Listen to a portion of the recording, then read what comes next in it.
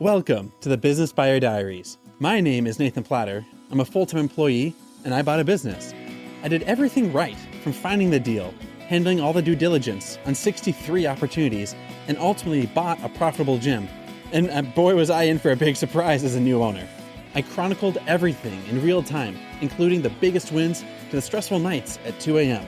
I'm sharing my journey without sugarcoating anything, so you don't make the same mistakes that I did.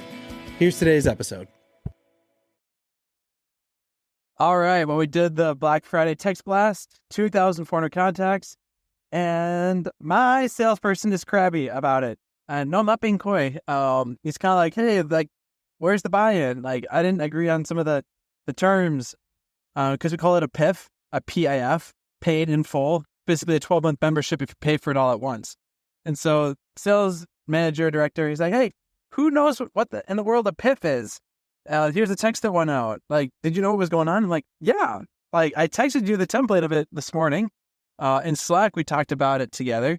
I never got pushback, and we all knew what was all going on for at least a week.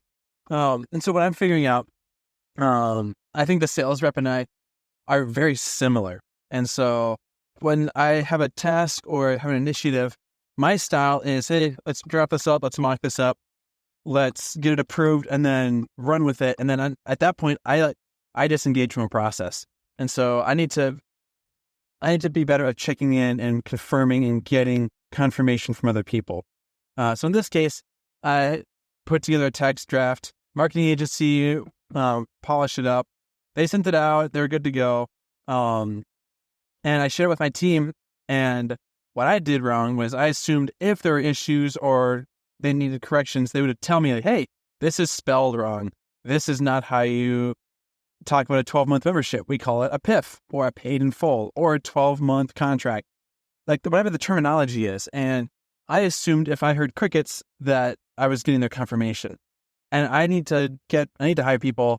Whenever it's time to hire people, I don't have any people in mind right now. But when it's time to hire people, I need people who are naturally going to push back on me so that stuff like this does not disappear. Because right now the sales rep and I are back and forth texting hey, let's talk about this tomorrow. Let's talk about these points tomorrow. There's 8 points to talk about tomorrow. And if I had just gotten their input, if they were naturally going to push back on everything I say, if they do everything, that's annoying. But if they're naturally going to be hey, let me double check it. Let me double detail it. Let me double check it for spelling. I don't think we have any misspellings. But just to make sure it was good to go, then there's less follow-up and cleanup afterward. And so I'm bad at the accountability and checking with people. I don't naturally get excited about the one-on-one weekly meetings, the weekly check-ins. Because in my mind, if you're good to go and you're smart and you're equipped and you're capable and you've got all the tools in the belt you need, you will go conquer the world. And all you need is me to clear stuff out of the way. And if I don't hear from you, things are rocking and rolling. And it's a very hands-off, the opposite of micromanaging style. And I'm learning that kind of works. So people, and this is weird, but people like to have a manager checking in on them. People like to know that there's someone who is going to have a meeting with them, give them that confidence, give them that assurance, set the agenda. Here's the plan. Here's the reminder of why we're winning and crushing. And I'm totally fine if I don't have a scheduled check-in. If I really like my manager, I'll be hey, can we just chill for a half hour?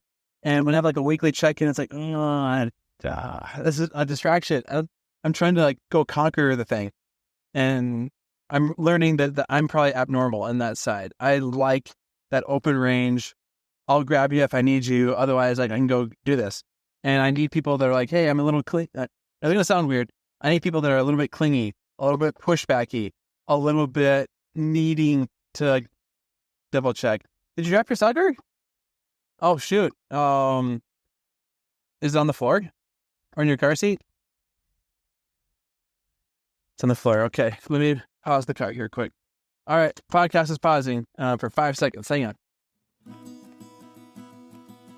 This has been another episode of the Business Buyer Diaries. Subscribe so you don't miss the next episode.